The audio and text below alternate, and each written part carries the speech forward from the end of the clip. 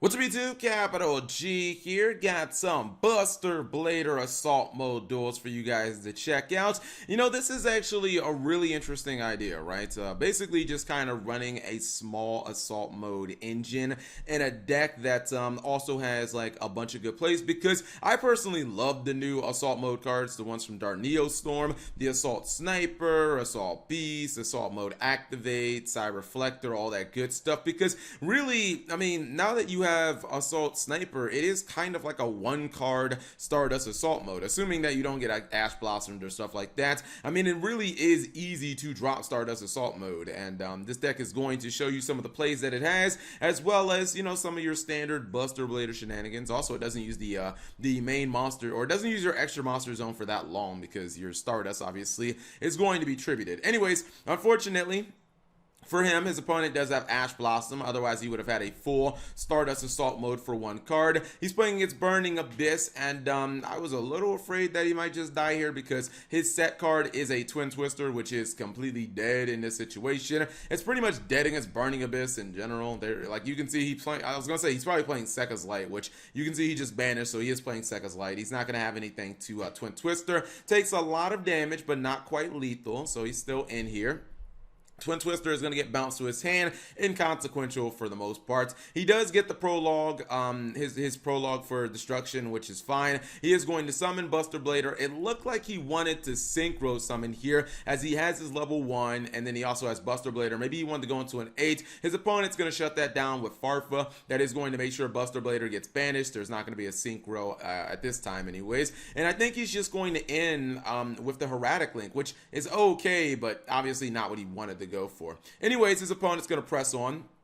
He tries to activate the prologue. The good thing is it's a cost, so he gets to drop memories in the graveyard as a cost, but this can technically be negated with Ghost Bell. I didn't even think about that, but yeah, since it has additional effects, he is going to negate that with Ghost Bell. Then he also is going to activate Lady Beatrice's effect to try to do some negation here. I wonder if he'll actually chain the Heraldic Link monster. Yep, he is actually going to chain that, so he loses his target. He'll probably summon one of his little Buster dragons from the deck, which he's going to do. Looks like he's going to get killed here because his opponent's dropping Boil Sword Dragon. However, luckily he was able to get his memories in the grave, and he can go ahead and summon it. Now the thing is, the Destruction Fusion cannot be destroyed by battle this turn, so Boil Sword is not going to be able to kill it no matter how high its attack actually gets. So that at least is a little bit of solace. He's going to take some damage there, but he is not going to actually, like, he's not going to die, so that's at least kind of good. His Buster Blader is going to come back.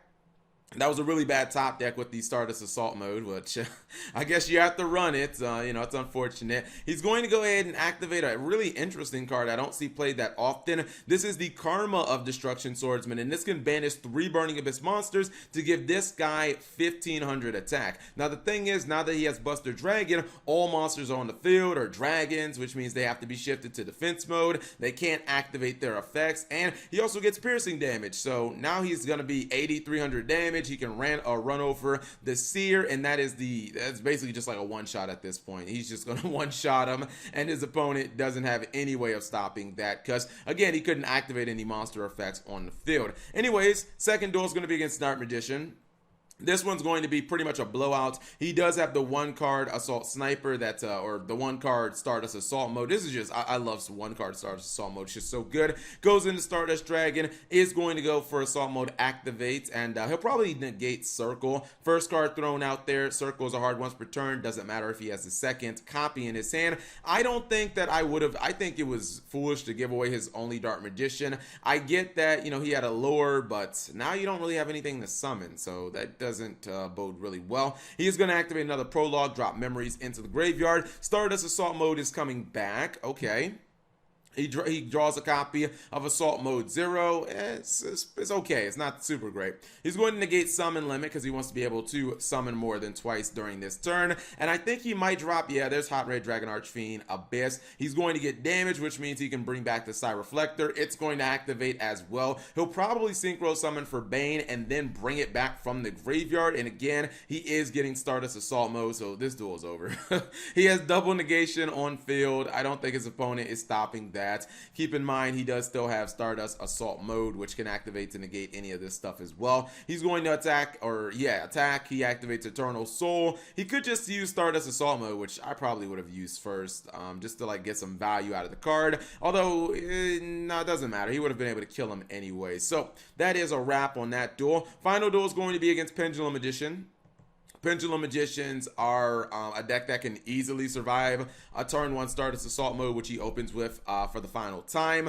But, you know, he does have, like, he's going to be able to do a lot, even with Stardust Assault Mode. You have to have basically other defensive cards to potentially stop your opponent's plays. So he's going to throw the Desires out there, have it basically eat up the Stardust Assault Mode. It does. That's fine. He still is going to be able to get a Pendulum summon of essentially 5 monsters, because he's going to have Harmonizing, which basically is like an extra monster when you summon a monster from deck. Goes for Electromite, fair enough.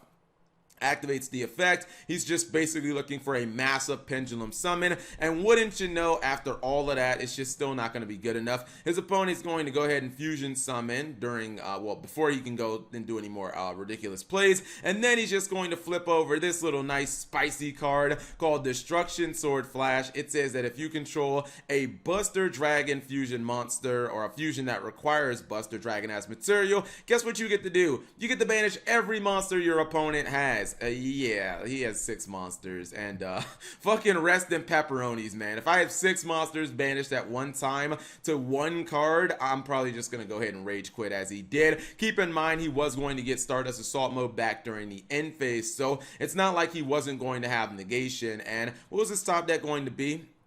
Okay, another little Buster Dragon, but Stardust Assault Mode would have probably been able to take over the game, because he could have used Destruction Swordsman to attack any of the monsters that he was going to Pendulum summon, and then Stardust Assault Mode could have just kept attacking him directly and negating all of his stuff. So that is pretty much a wrap, and yeah, hopefully you guys enjoyed those short duels. If you did, give the video a thumbs up. Thank you guys for watching. As always, subscribe if you have not already, and turn on that notification bell for daily videos.